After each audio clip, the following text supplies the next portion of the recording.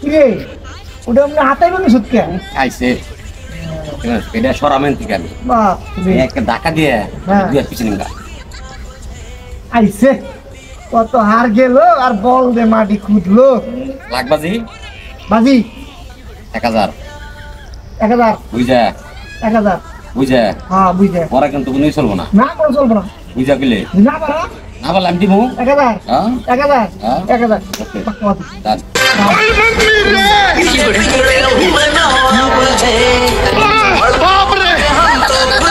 ওকে আমি এই যে ধাক্কা ওটা শুনলো কই ওটা দি লাগাই রে জায়গায় থাকুক আমি কইছি দুই হাত পিছিয়ে নিবো আমার তো দুই হাত আমি পিছিয়ে নিছি